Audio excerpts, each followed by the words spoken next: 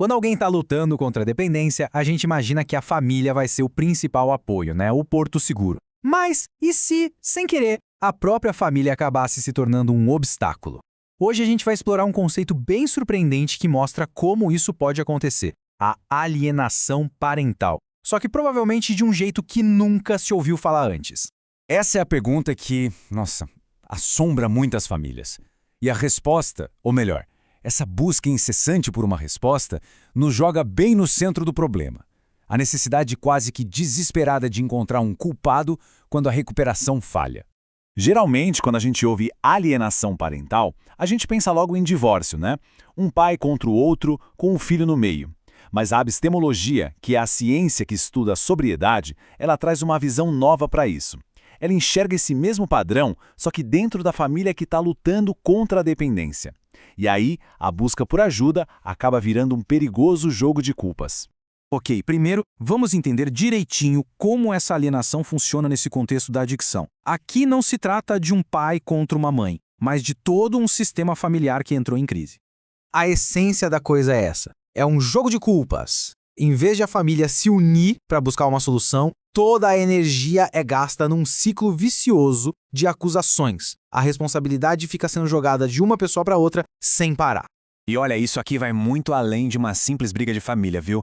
Na verdade, é um mecanismo de defesa coletivo. A família, diante de todo o caos e daquela sensação de impotência que a adicção traz, cria essa dinâmica sem nem perceber.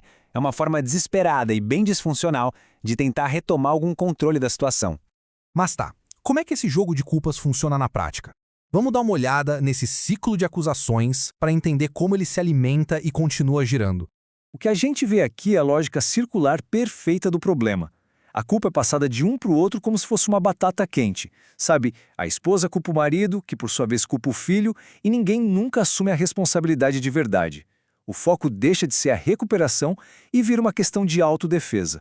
Mas por que as famílias fazem isso? Porque no meio do desespero, apontar um culpado dá uma falsa sensação de controle. Parece muito mais fácil acreditar que, se aquela pessoa mudasse, tudo se resolveria num passe de mágica.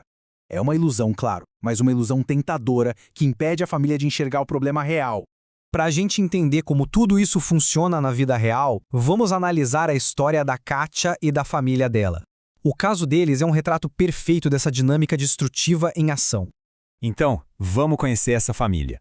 No centro de tudo temos a Kátia, lutando contra a dependência de crack. De um lado, o pai dela, o Roberto, que acredita na linha dura, no amor exigente.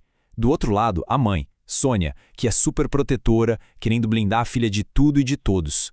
Essas duas abordagens completamente opostas são a receita para o desastre. Assim que a filha tem uma recaída, a reação da Sônia é na hora, culpar o marido. Para ela, a rigidez do Roberto é a única causa do problema. E a abordagem dela, mais compreensiva, seria a solução que ele se recusa a aceitar. A resposta do Roberto vem na mesma moeda e na mesma hora. Ele joga a culpa de volta para Sônia. Acusa ela de tratar a Kátia como uma criança, de não deixar ela sofrer as consequências dos atos. E na visão dele, isso só alimenta o vício. Ele a chama de cúmplice. E no meio dessa batalha toda, o que acontece com a Kátia? Ela, que é a pessoa que mais precisa de ajuda, acaba virando uma espectadora passiva da briga dos pais.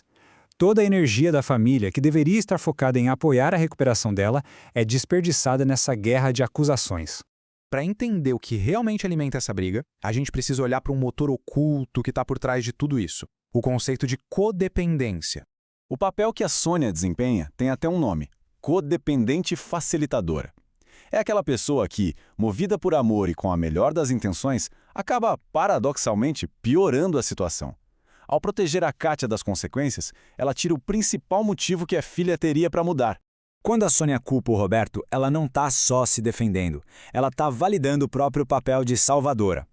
Isso tira o foco da dificuldade que ela mesma tem de impor limites. Afinal, é muito mais fácil apontar um culpado do que enfrentar a dor de ter que dizer não para a própria filha. Ok, então a gente já entendeu o problema, a dinâmica, o motor por trás dele. A grande questão agora é como quebrar esse ciclo. Como é que se transforma a culpa em apoio de verdade? A pergunta é bem direta, né? Mas a resposta é complexa. Se esse jogo de culpa já está tão enraizado, qual é o primeiríssimo passo para transformar esse campo de batalha num porto seguro para recuperação. O caminho começa com um passo que é fundamental: abandonar a caça às bruxas. A família precisa ter a coragem de admitir que está presa nesse padrão. A partir desse ponto, a luta deixa de ser um contra o outro e passa a ser de todos, juntos, contra a doença. E isso nos deixa com uma reflexão final muito poderosa. A recuperação raramente é uma jornada solitária. Ela acontece, ela floresce, num sistema familiar saudável. No fim das contas, a pergunta mais importante não é quem é o culpado, mas sim, a gente está disposto a parar de lutar uns contra os outros para finalmente lutar juntos pela recuperação?